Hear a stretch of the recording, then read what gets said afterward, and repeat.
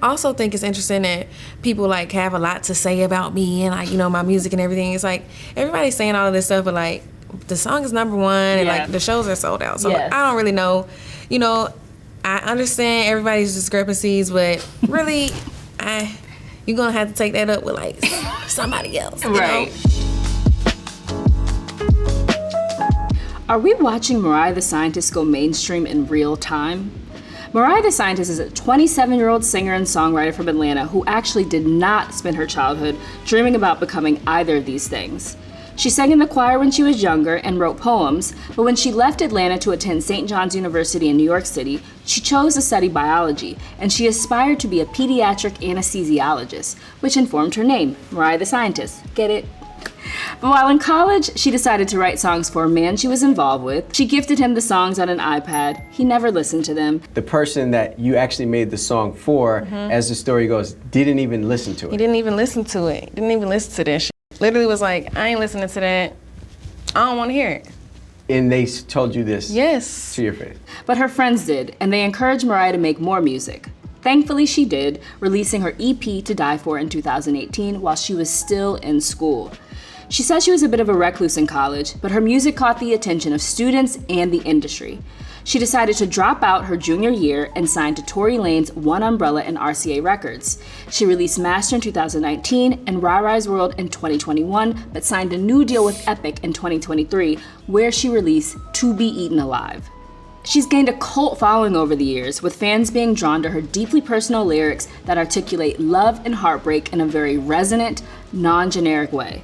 And she has a new single, Burning Blue, that's become the highest charting track of her career. It debuted at number 25 on the Billboard Hot 100 a couple weeks after its release. And on TikTok, her fans are dissecting every lyric, literally. Stop for 1 second. Y'all do know that Burning Blue is not the love song that y'all think it is?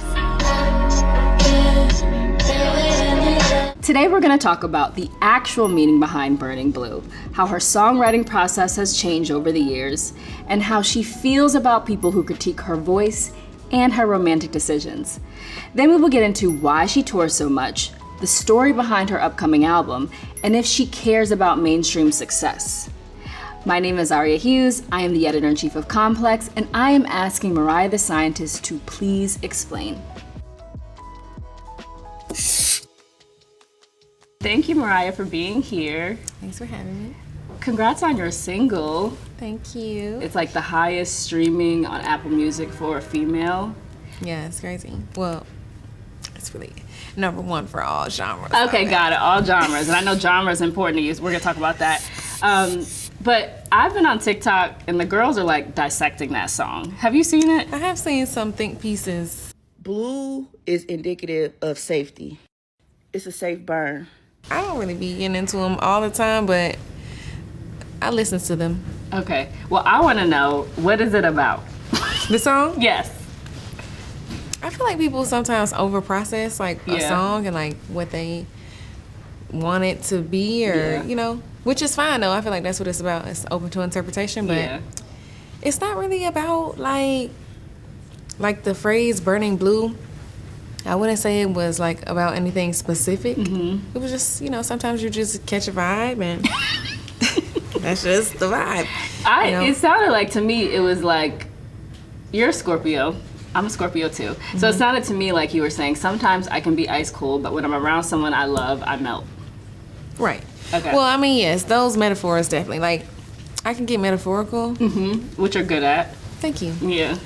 But maybe overall, it's just, I was seeing somebody say like, oh, she references scientific things, like the blue part of the flame. And it's like, I mean, maybe in the moment you're not looking at it like that. Okay. But in hindsight, it's like, maybe those are just little footnotes that you already were knowledgeable about, so it doesn't come across like, I'm putting it in here for this reason. So it's subconscious. Right. Yeah. Maybe something like that. Yeah, because they were like, a blue light is a safe light. It's not a toxic light. I was just like, they were breaking it down. It got really deep. Yeah. It got really deep. And I like hearing that, though, because it makes people think. Are really like. Yeah. Yeah. And I saw Cardi B posted a lyric. Did you see that on her IG stories? And I did like that lyric a lot, you know. What did you say? If you something, it's treason. Yeah, she posted that. But I love that too. Yeah, people are breaking down. They like treat your songs like books or like an excerpt or whatever. like that. Yeah, which I think is amazing because, you know, not everybody thinks. Not everybody's thinking. I appreciate it. Yeah. It's like they're relating to it.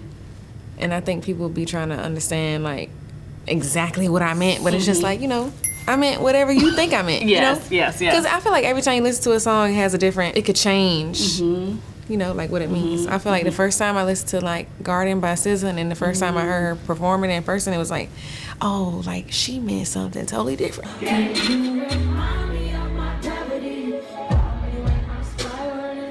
You know?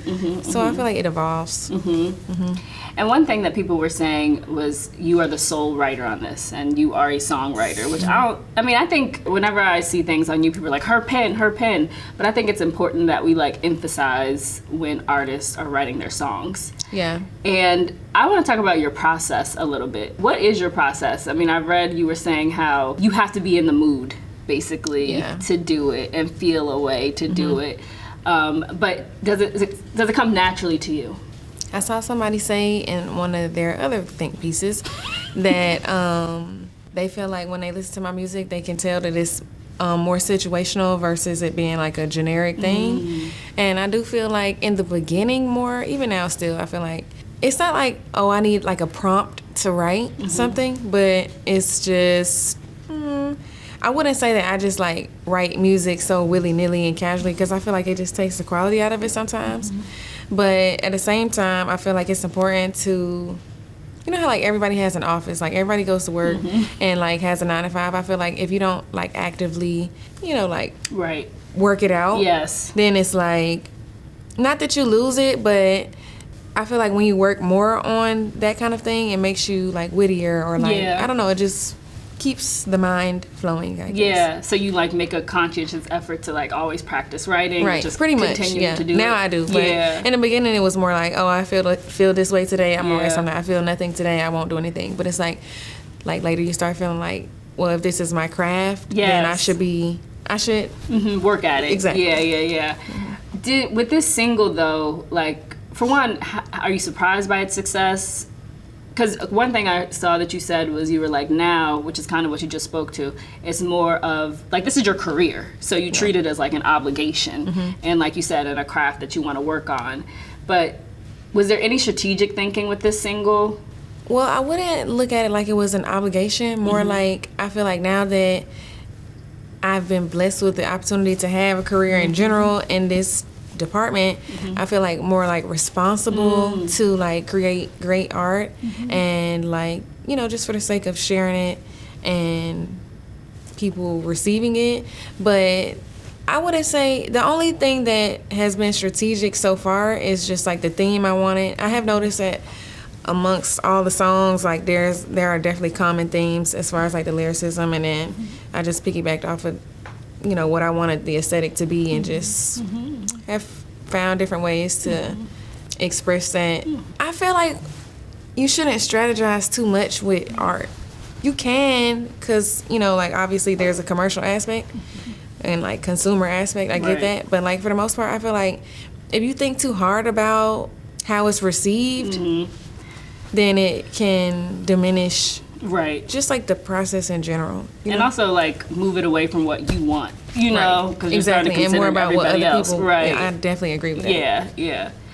So who inspires you in terms of songwriting? I know you talk a lot about Frank Ocean and like who do you listen to where you, I love his artistry for sure. I think I also love the artistry of Outkast. Those would just be like my general, and it's not even like obviously I know the majority of their songs, but it's not like I know every song. I feel like when you say you're a fan of somebody, it's like, oh, you must know every song front to back. It's like I actually don't know every song front to back, but it's just like every time I hear a new song or hear a song that I don't know that well, it's still like I'm really invested in the whatever they're conveying at the time, you know? Also, like, I feel like being around my boyfriend often, who he works totally different than me. Like, he records all day, all night, multiple times a day. Like, you know, it's like we have two totally different processes. Is it processes? Processes. I think, or processes. Definitely different, but I'm inspired Well, by... what's yours? Are you treated like a 9 to 5 and just like... I just feel like, I think it comes from like when a lot of artists start making music. Well, I can't speak for everybody else, but for me, when I started making music, I didn't have that much money to be wasting at the studio. So it's like I went when I had something to say, or like when I knew for sure, you know, like I'm more like a show up and then binge the work instead of like going and then like actively, you know, like doing new things right in the moment. I feel like I like to have more of like an introspective moment with creation. I get creativity, but I feel like It sounds kind of spiritual. it's more just like I would prefer to like give it my undivided attention. I feel like sometimes when you're at the studio, it's a lot going on, a lot of people, you know, a lot of commentary. I don't really like that Yeah. type of stuff. Yeah. Yeah. And then, so this song, it clearly sounds like you are in love, and I heard you say something about with consumers want heartbreak. Yeah, I definitely think they do. Yeah, I agree. They do. Like, they do. They like when people are sad and miserable. But, so how do you think about that? Because I think people are so used to your heartbreak songs. So, yeah, how do you think about that when you're creating? And I think it's interesting because this is really not like a heartbreak song. yeah, I can tell you're in love in the song. Thank you. Yeah. And I feel like it's being received really well. And then I feel like I reflect on like maybe like Whitney Houston or like other people. Even though there were like some songs that were seemingly like, you know, have the gist of heartbreak, I feel like at the same time it's like, it's still like, even heartbreak songs I feel like are love songs because you're Yeah. professing your love kind of. Maybe sometimes this song that's stuck in my head, every time I see you I get a bad vibe. Every time I see you, I get a bad vibe. Like, that song, I keep thinking about that. Like that's like that's not even really like a heartbreak song. It's like a breakup song. Right. Right. So like heartbreak songs, I feel like are still love songs. Maybe it's just the perspective because I feel like I saw some commentary like, oh, even they feel like this song is like somebody cut it off because they feel like it's too sad. It's like it's really not a sad song. Yeah, Like, it's a you know. to me the song, and it's funny because it's like you talk about being cold, but to me the song is like it's just very warm and intimate and loving. Right. Yeah, when I hear it, that's what I think. I feel like it depends on The mood you're in. really the wordplay. I feel Yeah, like the wordplay yeah. can like create a mood. Even like with The Weeknd, I love The Weeknd too, by the way. But I feel like sometimes his songs can come across as like dark, but it's really just the wordplay. And then it's like he'll juxtapose. I don't know if this is the word I'm trying to use, but I think it is. He'll juxtapose that with like an upbeat, Right. like up tempo kind of vibe, and then be talking about something that's super dark, which I like though. I like that a lot. And you also have a good ear. So what drew you to this beat? Because I feel like you also like things that feel like spacey, I mean cinematic, vibey, like all encompassing in a way. So I have no problem admitting that I am a deep diver on YouTube when it comes to beats. I found this beat on YouTube actually, and then I evolved it with another producer named 1985. But the Okay. original guy he goes by Jet Ski Perp, and I just found him somehow. I probably like typed in something relative to Prince or. In the beginning, it was easier to find beats on YouTube because I feel like, okay, cool, like I like this kind of music. Let me just type in such like The Weeknd type beat or whatever. But it's like, I feel like as you listen to more music, and I don't really listen to a lot of new music. Yeah, I saw that. So I think that, honestly, I feel like it's harder than ever to find good beats right now. My original process has really evolved. My original process was like listen to a YouTube beat, just listen to YouTube beats all night long, and then find when I like, maybe write an idea out to that, find another one I like, write a few ideas out, go to the studio, and then finish them out. I would do that, and then once I got past that point, it was like, okay, I had a lot of ideas. So when it comes time to put a project out, I just sort through my ideas and see what I felt like was cohesive, and then put them together. But then I started to not like run out of like everything that was already compiled or like songs that were already complete, and it was just like maybe I just wasn't relating to them as much. Like, you know, I got like some really fucked up songs for real, you know what I'm saying? It's like I just feel like maybe I don't relate to that as much, so I wanted to, Yeah. I don't know, I Lift wanted something the new. vibe. I wanted something new. Yeah. So I started some things I like wrote out with no beat, which I haven't really done. Okay. Maybe when I was in college I wrote a little bit of poetry, but I wouldn't say that it was like I was writing songs with no beats. And then eventually, like in the past few months, I'll just like write a song with no beat and then go to the studio and create something around that. And I actually really like doing that. I like the way that a lot of it came out, you know, but I also feel like every song is like not a song you would include. You know, I feel like people should keep that in mind. Yeah. You know, you make a lot of songs that you don't use. Doesn't mean that they're bad songs. It's just that maybe it just doesn't fit at the time. And you're good at trimming because all of your projects have been 10 songs. And this one is too. Okay. It's hard to edit down stuff. It seems like, you have a very exacting ear where you're like, yes, this is what I want. This is, I just like things concise. You know? Yeah. I feel like sometimes when people have like really long projects, it can be great. Every song can be great, but I feel like at the same time, people be doing it to like fill the space instead of just like, you know, just 10 great songs. Like, let's just do 10 great songs and just call it a day. Like, you know, I don't feel like I would need to add in. Yeah. Isn't it a streaming strategy though? Don't people do that for more streams? I thought. I don't know. I feel like I feel like if it's a good song, they'll just stream that. Right. You know, it's like, yeah. maybe in terms of you just hitting play and maybe you're not really listening to it, you just letting it go through. Right. Before we move on from songwriting, you're very good at articulating your feelings. Has it always been that way? Is it something that shows up mostly in songs? But because I'm good at writing down my feelings, but maybe not verbally expressing them all the time, unless it's anger. But I feel like I'm big on communication in general. I like to communicate. Okay. Like, if I get comfortable, I'm gonna talk. I'm gonna keep talking. I'm not gonna stop talking. There's so many videos of me getting my hair done, and I'm just talking the entire time. And I feel like, as far as relationships are concerned, sometimes when the relationship is, I don't know, maybe going south or whatever, and I feel like sometimes you're not on the same page as far as communication, you start looking for other ways to like express it, and then maybe you just wind up saying it a way that was never said before, but now it's just on a song. And I feel like it's really interesting and nice to do that, because it's like then it just like lives forever. Like the conversation, you kind of just like close it with something, and then like that piece just like, it's never gonna go away now. You know. Have you been in therapy? I tried the therapy thing. I really was like always. I was the kind of person that was like, I ain't going to therapy. I ain't doing it. Then I was just like, honestly, like I need some help. So I tried it, but I don't know. It was kind of like, maybe it just was the therapist. Okay. Maybe I should try somebody new, but I don't know. Okay. I feel like just thinking like, okay, cool, like I could use some therapy. I feel like that's like almost not like a therapy you resolution, but it's just like an acknowledgement is like more helpful than not. Yes. Yeah. So, well, first off, do you feel like you create a world? I was looking at the comments and somebody said, she creates such a beautiful world with her voice. I don't know if that's intentional, but I do feel like people go to you for something, and then when I look at the performances, it feels like a safe space for people. And it's like cathartic when they're singing your songs.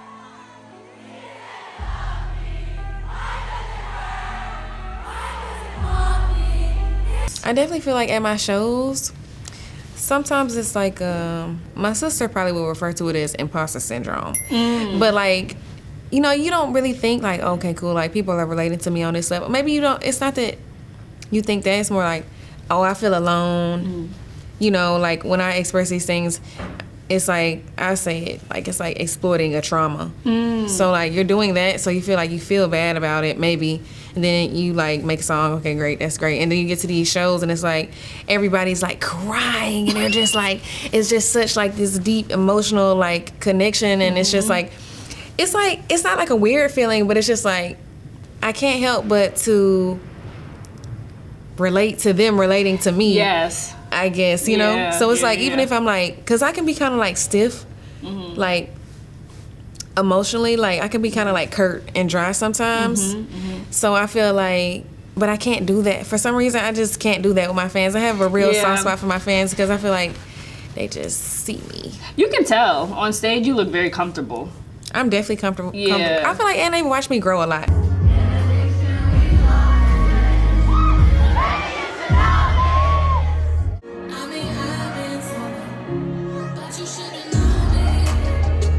Yeah. Like I feel like I had not a single clue what I was doing when I first started like performing and stuff. And even now, like I feel like I still like have learned things.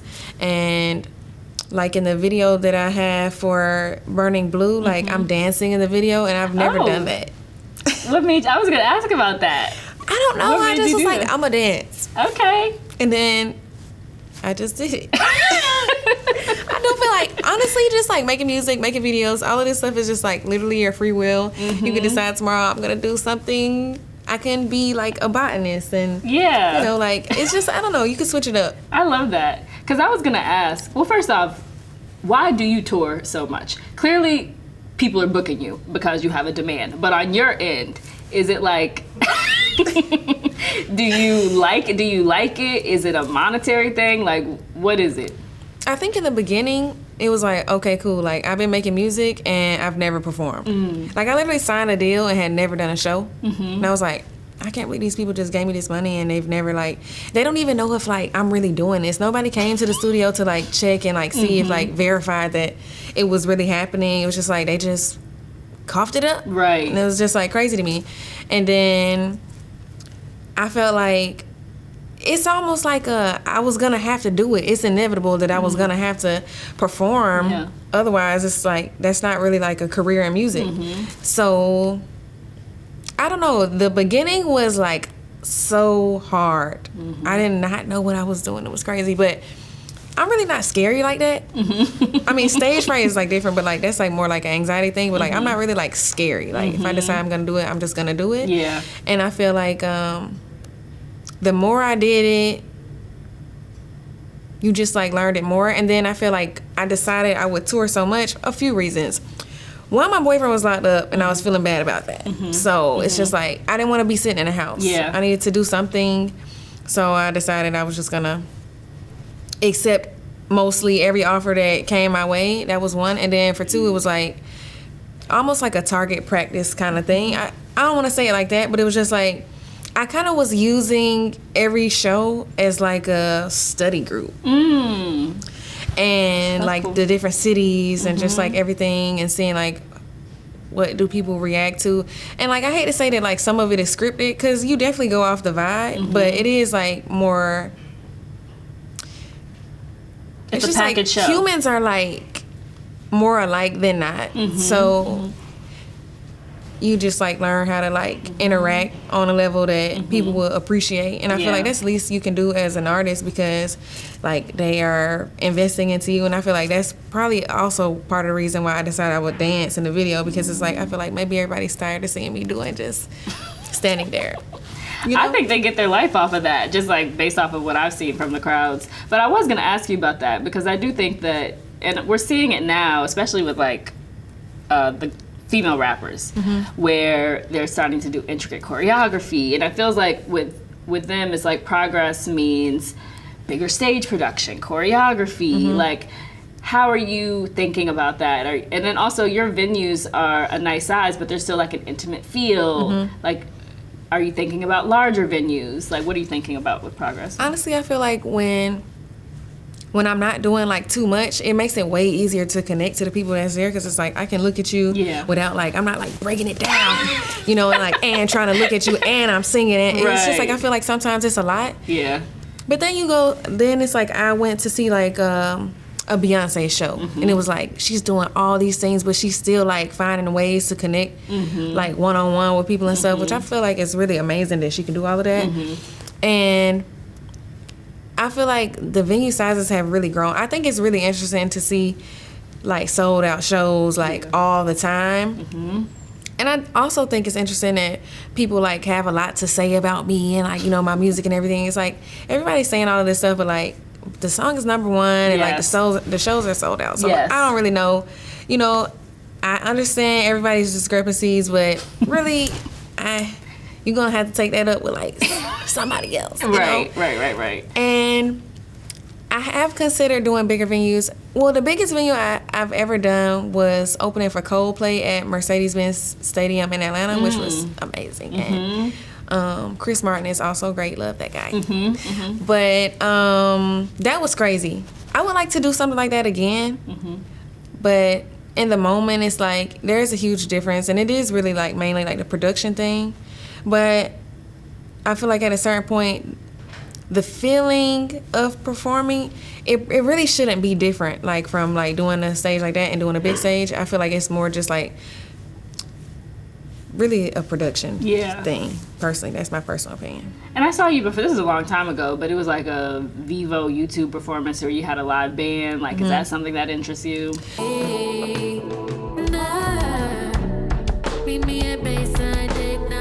I do like the idea of a band, and this might like sound strange. Like, I like live music in general, but at the same time, I feel like live music can go in so many different directions because it's like human error, not human error, but just like human decision in the moment. So like, you could just, if you're feeling something, you could do whatever. And I feel like as far as like hearing my music, I don't know if like sometimes I'm willing to step out. It's almost like I'm a control freak. Yes. And if I want to be like doing every single instrument or something, and it's like, I can't do that. I have to like let other creatives do creative things. So it's like, I'm open to it, but it depends. Yeah. It depends. But I have a lot of live instrumentation on this project. So even this song, like an orchestra could be in. I feel like it probably will. It's gonna be inevitable. As long as we stick to the script. I don't really like going off script. Yes, and then your voice. I mean, I think obviously you've had criticism early on. To me, I think your voice is really soothing and calming, and it makes a lot of sense with the beats that you choose. I also feel like you play with your voice, like in terms of, because one of my favorite songs from you is "Note to You." And it's like where it's a throwback. Yeah, and it's like at the beginning you're like sounding very like, damn, why don't you call me? And then you're like, fuck it. Like I just like how you play with your voice between like this deadpan and then like yearning. Why you never call me? Fuck it. Is that something that you think about and that you're doing a lot? Like, how are you challenging yourself musically on this next album? So really, I would like to just accredit it to the amount of shows I've done. It really has like trained my voice. Like, granted, in the beginning, like when I first started to perform, I was what is it called when you, I guess it's like considered like a vocal session or like a vocal lesson. I can't think of like the term for it right now. Yeah. But I was going to this lady that I really liked, but then she retired. Oh shit. But she gave me like a voice recording that I like always warm up to like every single show, and it's like I've listened to it so many times. I could just, and it's like a 20-minute recording. I could literally tell, I could just say exactly what she's saying the whole time, like on cue. It's like a movie that you've watched 1,000 times. But I feel like that has definitely created some more control and understanding of like singing in general. Not even just like your voice. It's just like the technical aspects of singing, and just like even the inner ear thing. Just like doing it more has helped. Just practicing, getting your reps in. There's definitely some different like attempts on this project, like things I just jumped out for or tried. But I like it. Honestly, I love it. I feel like I sound better than I sounded in the beginning.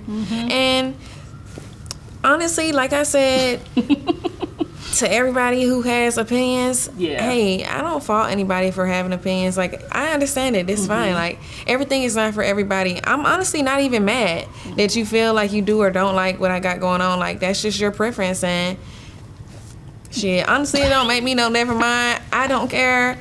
Yeah. Love you. Right. I want to talk about visuals.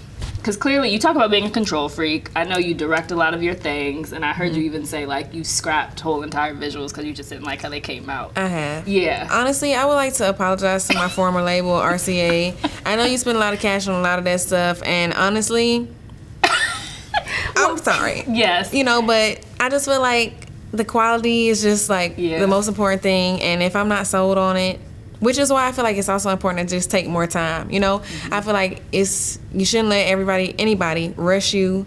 Like, oh, you need to do this, or like, you know, it needs to be shot and it needs to be, you know, or if you're not like really sold on a vision, I feel like that's why it's also important to work with people who understand you and don't try to like overpower you, because like I said, I will go back and forth about that. And I feel like sometimes when people just try to convince you too aggressively about something that you want to do, it just really could just turn me off from the whole thing. Yeah. You know, so. But now I feel like I'm in a better position where I think harder on things. Sometimes it takes longer, but I feel like I love the way Burning Blue came out. I love the way the video came out. I feel like I stepped out of my comfort zone, but it was like on my terms. Nobody said, let's do this, or, you know, it's like, it's because I wanted to do it. And I literally said, I feel like it was the easiest video I ever shot, the easiest video ever edited. But at the same time, people probably will regard it as my best video so far. I hear you. So there's times when I think also one of the reasons why you've been so successful is like because you have a vision and your authenticity. And I think sometimes, even me, I'll look at some of the girls who perform and, you know, it's very easy for us to judge and criticize. But then I think, well, they have a label that's probably telling them this, telling them that, telling them this. And clearly you've made the decision, like, I'm not going to let y'all tell me what I should be or how I should act or what visuals I should do. Was that like something that you've always had that type of control, or just like this is my vision, this is what it's gonna be? Even from the very first deal, it's like a comfortability thing. It's some things I'm just not gonna do. Yeah. You know, like the number one thing I'm not gonna do ever, period, I'm never gonna go against God. If it's something I feel like is like blasphemous or something like that, I'm not gonna do it. Like that's not my style. You know, but it's just like certain things like that. You know, I feel like in some ways it could be like the selling your soul conversation, because you're just like going against yourself for whatever. Yeah. And I just feel like that's not the best way to go about it. But I don't know if anybody's doing that. You know, obviously that's just like some general Hollywood concept and everything. But it's like, for the most part, I do see a lot of girls that, not even girls, just any artists. I feel like a lot of the artists are built and manufactured. Yes. But every artist has been built. Yeah. You know, yeah, even yeah, if yeah. like it was more organic. I just think that honestly, there was a point when I was having a real power struggle with that concept, because it's like, damn, like they're just like they're having somebody write their songs, they're having somebody pick their clothes out, they having somebody do this and that. And it's like I've had to come to terms with accepting like maybe those people want to do that. Yeah. I'm not really like that. Like I said, I want to have a hand in every single thing. Like it's a lot. It can be a lot. Yeah. Well, let's talk about. Well, I want to talk about Aura, because I've never heard you talk about this video, and I love this video. I remember when I saw it, I was like, and I think this is maybe like my first visual introduction to you. Interesting. And I was just like, who is she, and what is she running in the snow? And it just, I love this video, and I love. Thank you. Yeah. Talk to me about the inspiration, and I love the outfit. I love the red. The red was just like a lot of things. It was like the red was like. It just was a reference to like the red scorpion and really the blood of Jesus. Yeah. You know, and this video in particular, just even watching it now, I shot it in Utah. Like all of that is real, and I feel like some people probably thought some of it was green screen. No, like that was It looks real to me. dead ass real. It was a lot. Like my fingers frozen, done. My toes done. I literally thought I was having frostbite. We got lost. It was a lot, but. It's just like, kind of like when you feel like you like somebody. Yeah. Even if it's like going wrong, like it's going wrong. Like it's looking like an attack at this point. Yeah. Like he's trying to kill me. He's trying to kill me right now. And the Cupid is just, he's coming after me. Yes. And I'm trying to get out of there. Right. And then he gets me. Yes. And then it's just like, obviously, this should hurt right now. Yeah. But at this point, I'm hallucinating. I'm going into the sky. The sky is turning different colors. I'm just like, this is crazy. Like, I'm just done. I'm exhausted. I've been shot. Yes.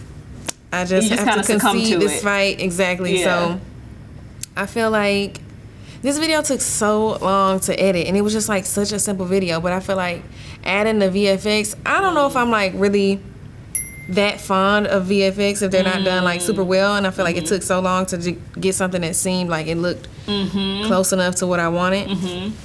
But it was, I loved it. I really wanted a feature on that song, and I wanted the other person, like once I died out in the snow, I wanted the other person to come and just pick me up and walk through the snow and sing their verse, but never got a feature. So it was just me. And then let's talk about clothes and style. Sure. So I know that for one, I think I'm so impressed that you mostly style yourself. That's a lot of work. Yes, it is. So talk about that. Talk about styling yourself. You're clearly a vintage girly. Love the You had the vintage. Skate Moss D-square boots, which were so cute. So cute. Love those. Yeah. Well, first, okay, yeah. Talk about how much time does that take? I be in the deep depths of the internet searching for things that I never even knew existed. I feel like it really is. It's a lot of stuff out there. Yeah. You know? Yeah. It's a lot of apps. eBay, you know, Depop, Poshmark. I could go on and on. Vestiaire Collective, that's my favorite one. It's a lot out there. And I just feel like, honestly, I spend hours of the day sometimes going through clothes. Yeah. And I'm a haggler, okay? Like, I'm not paying the full price. I'm definitely sending an offer. I'm negotiating. Sometimes you do. I will say that sometimes in the archive pursuit game thing, sometimes you're going to have to cut that check. Yeah. Like, sometimes it has to happen, you know? But for the most part, I feel like some people are reasonable out there. I just love, I feel like these days, the fashion is not, like, as intricate or something. It's like, I talk about this often. but I feel like it's not even just with fashion. Like, I really have convinced myself, like with movies, right? Shout out to the Sinners. Just everything Sinners. I keep seeing that. I finally went to see it. I was a little late for the movie. I'm gonna need to see that again. But what I did see, Yeah. loved it. Yeah. But I feel like it's just so great because it's kind of like new. Yeah. It's like fresh a little bit, you know? And I feel like a lot of times everything's so played. Everything is a remake, you know? It's different with the clothes because a lot of us weren't born, like a lot of clothes that I've worn and other people are wearing, it's like I wasn't even born when this was created. Right. So it's like I don't even feel like it's a redo because it's the Yeah, original. yeah. I just wasn't around for, you know, when it came out. Right. And I feel like a lot of things have definitely been done. And I think if you can find something that is vintage, if you can get your hands on it, I would do that versus like having somebody recreate it, you know? Yeah. What are you looking for now? I literally have a hit list on like Okay. vintage hit list. Yeah. Yes, I do, Yeah. for real. What's There's at so the top many of things. What's at the top? There are some Roberto Cavalli pants. Okay. What's so crazy is I saw them listed, but they just wanted too much money. Sometimes they be tripping. I ain't gonna tell you that. I'm not gonna tell nobody to go out there and spend your money on that type of stuff because it's really just clothes and like, who cares? You know, like you're not gonna be able to take this with you in the end. You know, but sometimes it's just too expensive. It's just ridiculous. You know, you want to be frugal and practical too. I'm definitely also frugal. Yeah, I've heard you So- say that. Yeah. But definitely things like that. There's some shoes, Dolce & Gabbana. It's a lot. Yeah. And you Your clear- Margiela boots, need those. and you clearly have a relationship with the Spider brand. Yes. And you've done collections with them. Well, are you interested in having like a formal partnership with a fashion brand at any point? I would be open to doing that. I just would want it to be like, I don't want it to be disingenuous. I Yeah. feel like a lot of brands have reached out to me before, and sometimes I feel like I don't want them to feel like I don't want to work with them. I just feel like if I don't really, and not even to say if I don't believe in it, it's not that, it's just like if I don't really like understand it or connect with it, I don't want to lie to anybody. You know, I feel like you should just find somebody that's more Aligned. aligned Yeah. with the brand in general. But I love Spider. I would definitely collaborate with those guys again. Love that. Love everything about Spider. You looked amazing at the show. Thank you. But you were clearly nervous about walking. Okay, so the shoes I had on, Okay. I had on these really high Louboutin shoes. Love those shoes though. And when I like did the rehearsal, it was like the way the floor is made, like the kind of floor it was like a concrete floor, but it was like polished. So anybody who knows anything about a red bottom is like, it's not like there's no grip on the bottom of the shoe. It's literally like smooth, the smoothest surface ever. And so I was walking, I was trying really hard, but in the rehearsal it was like I was sliding. Then it's like it's getting to my head like, oh my god, like I'm just like, it's gonna be all these people in here, let's just take smaller strides, like just don't, you know, you don't have to go Naomi tonight, just do your best. And then it was like, oh, it's fine, we're gonna have the they kept telling me we'll get the grips for the bottom. I was like, oh, okay, great, once you get the grips, show starts, no grips. Not a grip in sight. I'm like, oh my God, we're done. They're like, now we in the back trying to do stuff, put the tape on the bottom, scratch the tape up, doing all type of methods I've never seen done before. And honestly, when I got out there, it was just like still sliding. I was like, I'd rather just look like this right now than fall all over this floor. Yes. So, I think that was the right decision.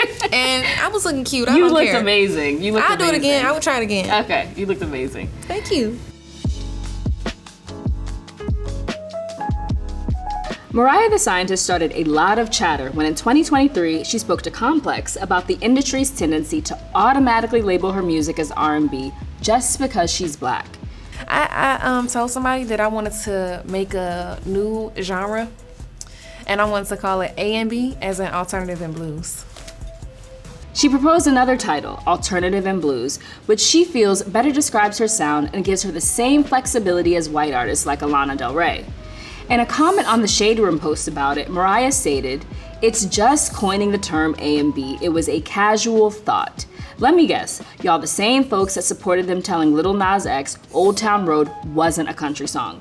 Why do people get so offended by the evolution of art, or the fact that sometimes it's a spectrum, it doesn't have to be one thing all the time?" End quote. This isn't a brand new frustration.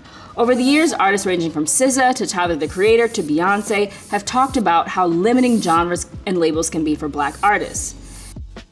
SZA told Days, "The only reason I'm defined as an R&B artist is because I'm black. It's almost a little reductive because it doesn't allow space to be anything else or try anything else. Justin Bieber is not considered an R&B artist. He is a pop artist who makes R&B, folk music, or whatever his heart desires." End quote. The genre discussion speaks to larger issues about how labels and the industry attempt to box black women artists into certain sounds, looks, use certain producers, and generic formulas in hopes that these artists will gain success. Some artists do conform, turning into puppets, but eventually accept that it doesn't work for them or the consumer, who can sense the inauthenticity. But Mariah the Scientist has always done it her own way, writing her own songs, styling her own looks, choosing her own beats, directing her own visuals, and building her loyal fan base by constantly touring and using these shows as case studies. She's avoided some of the games or gimmicks we see other artists indulge in or feel pressured to indulge in, whether that's making up a TikTok dance or a random feature on an album. Avoiding this has resulted in an authentic sound and a clear vision for her music and career and a true fan base. In the next chapters, we will get into how she maintains a sense of control over her output, why it was important for her to own her masters, the state of romantic relationship dynamics in general, and what success means for her. And in our Music Sense segment, we will break down what it means when she says she owns her masters. It's a big deal. So now we're gonna talk about the state of R&B. And I know you have been vocal in the past about just genres and classifications. And I just, what about being classified as solely R&B limits you? This actually was a conversation last time I came to Complex. Oh, was it? Oh, that's right. This is where it started. Yeah. I think it's not even like, I feel like when I said what I said, people took it as like, oh, like, you know, she's shitting on R&B, and it's like that's literally not true at all. It's just like, I feel like And granted, I will say that lately I feel like larger institutions have been trying to make more of an effort. Like, I feel like even with the Met, I feel like that was so great. I loved everything everybody did. I feel like at the Grammys when the guy came out and said, I saw the feedback and I want to help change that. Listened, we've acted, and we've changed. We've launched initiatives like the Black Music Collective, Women in the Mix, Academy Proud, and others. I feel like I appreciate that accountability. But at the same time, I feel like for so long, no matter what, it doesn't matter. If you black and you sing, they saying it's R&B. And it's just not true, you know? So, and I feel like, shout out to Beyonce, who is just like taking that and running in stride with that. Like, I respect that. I appreciate that. And I see that she's really dedicated to that. I think sometimes genre is a cold word to keep us in our place as artists. And I just want to encourage people to do what they're passionate about. I feel like when I first said it, everybody was like chomping me off. Now it's like everybody else is like saying it, and it's like, okay. Oh my gosh, that's the gospel. It's like, when I said it, I wasn't shit. Yes. You know, so, but it's not that I don't feel like I never make R&B music. That's not what I was saying. It was just that I feel like I also make alternative music sometimes. Maybe tomorrow I'll decide I want to make something else. You know, and it's just like, I don't want every single time I put something out it to just be considered one thing, because it's like, what if I'm like capable of more than just one thing, you know?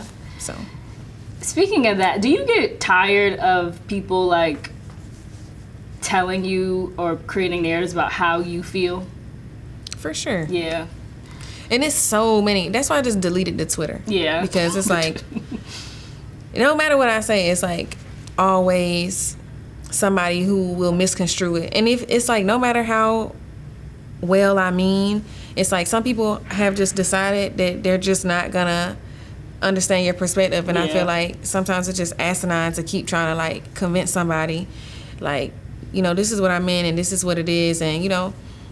And it just brings me back to, it's hard to be like, oh, that opinion is so wrong and I don't like that opinion. And it's like, because I also have an opinion. So I kind of feel like no one opinion is greater than another opinion. I feel like, if anything, every opinion is invalidated. That's my take, including my own. No, that's a smart take, because there's so many at this point. It's just like, none of them matter. Right. It's just, because everything is so subjective. I don't even know why we like force certain things on people. Like, it's like, even if I do feel some type of way, like if I don't like your shoes, like, or whatever, it's like, I can feel like that, and at the same time it means absolutely nothing. You know what I mean? How you own your masters? Why was that so important to you? I feel like I said, I could be a stickler. Like, it's true. I know that for sure. But well, that's a good thing. Sometimes it I feel like it's good when it comes to business. Definitely in business it is. I think, but sometimes not, because it's good to be open-minded. The idea of having somebody own something that they didn't have anything to do with creating, I just can't get with that. No matter how much I try, you know, and there were like some meetings that I took before I got with the label I'm with now.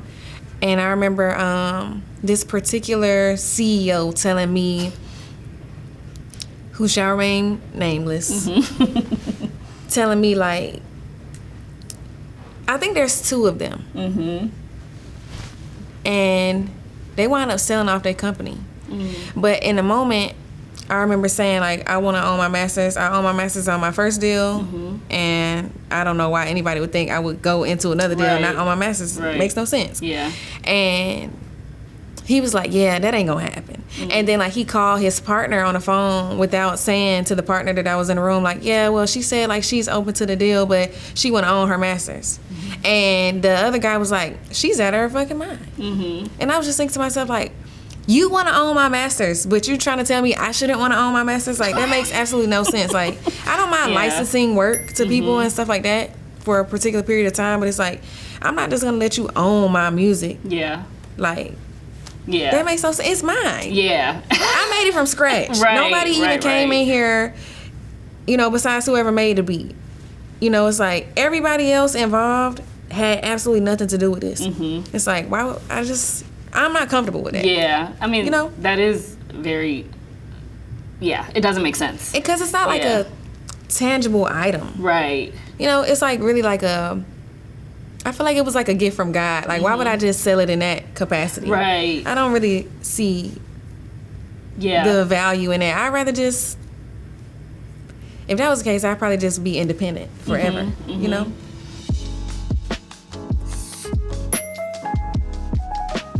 Mariah the Scientist says she owns her masters, but what does that mean? A master recording is defined as the original recording of the song. When an artist owns their masters, that means they have full control over their music and they can license the recording to third parties. So whoever owns the master recording will earn royalties when the song is played or reproduced. This includes radio, streaming, downloads, TV shows, films, commercials, or even when a song is sampled. For example, y'all might be currently watching Mara Brock Akil's new Netflix series, Forever. So when they play a Tyler, the Creator song, they have to pay royalties or a fee to whoever owns his masters, whether that's his label, Columbia, or him.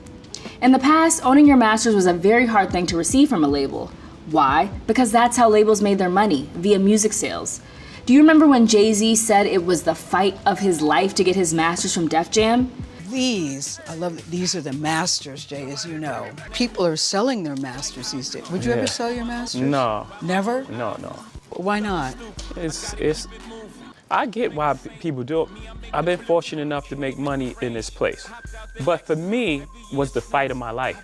When Def Jam asked him to come back to be president in 2004, he said he'd do the job if his masters were reverted back to him, which they were in 2014, 6 years after he stepped down from the job. When Jay-Z and Rockefeller partnered with Def Jam in 1997, it was a very different industry. But now artists have more leverage because of the internet. They are able to upload, distribute, and market their music on their own. And in the case of Mariah the Scientist, she owned her masters while at RCA, her first deal, so she wasn't going to give it up when she signed to Epic in 2023. She had proven to make music that resonates. Also, labels want market share, meaning they are willing to give an artist their masters for the sake of signing them and owning more of the music market share rather than lose the artist to another label. But we've also recently seen a few major rap stars sell off their catalogs, whether that's Future, who sold his masters and publishing rights for $75 million, Dr. Dre, who sold his catalog assets for around $200 million, or Lil Wayne, who sold his masters catalog for more than $100 million.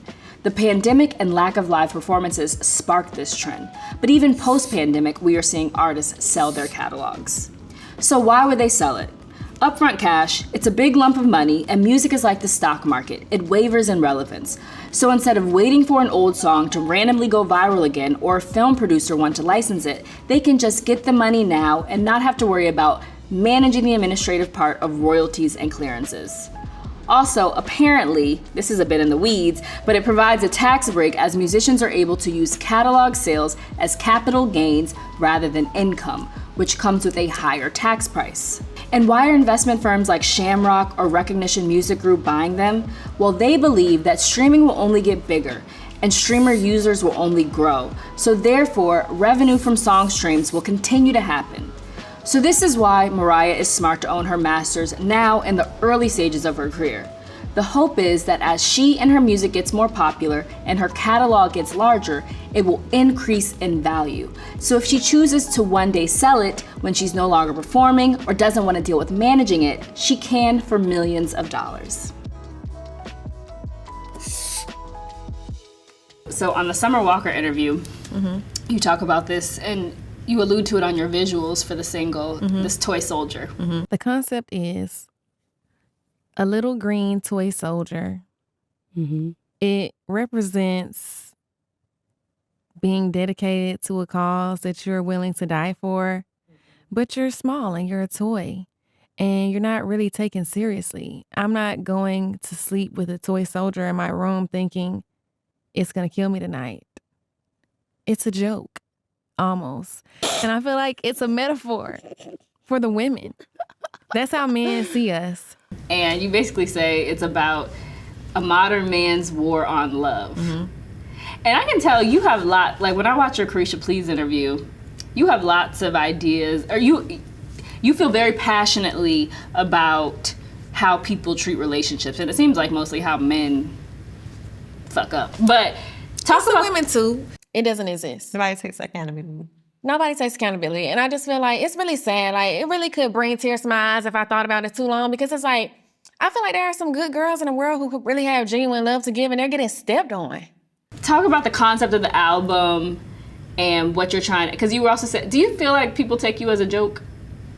I feel like people have definitely taken me as a joke, but I feel like the people who know me closely, like the most close to me, I feel like I don't want to use the word like scared of me. Nobody's scared of me. It's not like that, but it's just like, I feel like everybody who knows me well knows how, what's the word, like how fixated I can be. Yeah. You know, and it's like sometimes I'm just like not going. Yeah. Like, I just ain't going. Yeah. You know? Yeah. So as far as like relationships are concerned, I feel like honestly, love makes the world go round. And not in the cliche sense. I mean, like literally, it's like this is how people are created. Yeah. This is how like, this is why people do jobs. This is why people wake up every day, and like this is why, you know, like it's just like the basis of life. Yeah. To me personally. Yeah. And I feel like we have just really messed up the dynamic really bad. I mean, it's so sad. The men, I think that there are probably some good men out there, but they are few and far between. I think that especially like in the music industry and just even residual industries that are closely associated, just anything. It's not even, you could be anything, doctor. You could be a doctor. Yeah. And I feel like the men are just like, have come to a place where they feel like they're the prize. Yeah. And I think that it's just like, so like, I don't know, it disgusts me, honestly. I have this conversation often. Is this what the album's about? It's like, I know a lot of men who want to blame the women. Like, the women are like, yes, oh, they're just promiscuous, and why would I be this kind of guy when there's just so many things that are so accessible? And I will say, honestly, ladies, if you want to be promiscuous, that's on you. You can do what you want to do, but at the same time, like, it's just like creating this weird war, like you said. It literally is. Yeah, and it's just like, I just want better for the men and the women. You know, I think that there are also some girls in the world who are like really dead set on like loving in general, and that's me. Honestly, I have been drugged for it. I have been in a lot of situations that have gone left and just have not gone my way in certain moments, but it's just like, that's just how I'm wired, and that's just what I want. I want to be married. I want to have children. It's like, that's what I want to do. If you ain't trying to do that, then just don't fuck with me for real, you know? So I feel like it's turning into this thing where the men feel like they don't have to do anything. Yeah. Like, I just was having this long, drawn-out conversation about, like, proposals, and it's like, you don't have to get on one knee, but it's just, like, the traditional... It's just, like... It's a sign of just love and respect, you know? Everybody want to just be too... Nobody wants to submit to the woman. It's like, you can't get on one knee because you looking soft, or you looking like you're... It's like... But how do you make... You're so vulnerable, which I'm like... Like, you're supposed to honor women. Yes. Like, literally. Yeah. That's the point. Like, everybody, all the men want to flex, like, I'm big and strong and I'm the leader. It's like, really, you're not a great leader. Like, actually, you're a poor leader. Your leadership skills are extremely poor. Like, I would not let you lead me or my children. So, we can't be together. You know what I'm saying? It's like, yeah. And I feel like at a certain point, when you're younger, you don't look at it like that. But it's like, as you get older, I feel like things get way more surreal. And it's like, hey, like, if you really want this out of life, these are the policies that I'm implementing. Yeah. You know, and sometimes when you meet somebody, like, I feel like when I met my boyfriend, he probably was more of a player in the beginning. I don't know what he had going on, you know, but I love him down, okay? And we have worked through some things, you know, we have really, it has taken a lot to come to, like, a place of just, like, fully understanding what each other wants as individuals. And I feel like finding a way to, like, if you love somebody, you compromise on some things, but at the same time, they compromise for things for you. Yes. You know, and it's like, honestly, love is a sacrificial institution. Yeah. you know, and it's not like, not sacrifice in the sense of the bad connotation. It's just like compromising for someone you love. You just, sometimes when you love somebody, you want to see them happy. Yeah. You know, or like, if you know that this makes somebody happy, this is probably what you're gonna do. Yeah. Because it makes you happy to see them happy. And I feel like if somebody does things repeatedly that they know don't make you happy, it's like maybe they don't like regard you in the sense of like they care about you enough to try to satisfy you. Yeah. And that's why I say the modern man's war on love thing is like, the men are just so like, it's just like such a hedonistic situation. It's like everything is not about your own pleasure. Like I personally gain more satisfaction on like probably other people's pleasure and just happiness in general. I feel like it's really selfish and narcissistic. And it's like they don't even take the women seriously at all. It's like, I'm being dead serious about this love shit and everybody like laughing at me and thinking this shit funny. This shit not funny. Like, I'm serious. You know, so it's like, I feel like the concept of the toy soldier is just like the best metaphor I could come up with for how I feel like men regard women right now. It's like, you know, they could just step on you. Yeah. It's crazy. Do you have any features that you can say that are going to be on your next album? If they would turn it in. You know, I really wanted to do more female features. So shout out to any of the ladies who have completed a feature for me. I appreciate that. And then I'm gonna be honest, the features that I am hoping to have completed, they're just not all wrapped up. So I can't even say like, oh, this is what it is. I want to be able to be like, oh, this is what it is. But it's like, I don't know like what's gonna happen. Right. You know, so.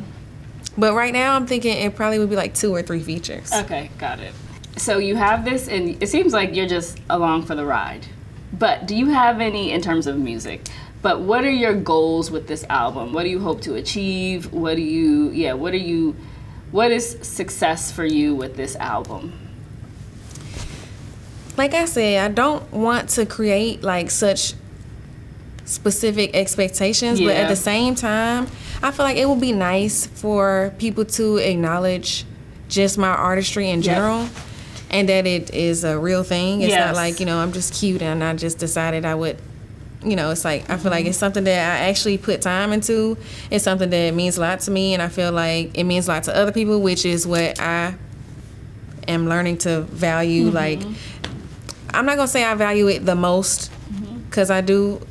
It's important what it means to me first, but it's a close second.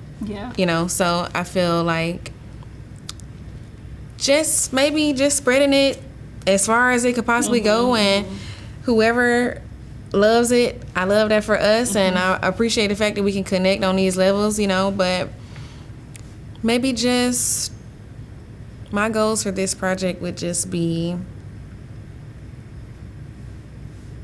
Well, I saw you at the Billboard Awards. Do you care about Grammys? Do you care about like those types of things? It's hard to care about man-made accolades. Okay.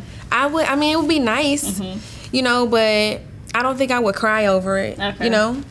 And for the most part, I feel like my goal is just to spread love and peace. You know what I'm saying? That's just what I care about. And I just hope that everybody can see that that's just what's most important to me.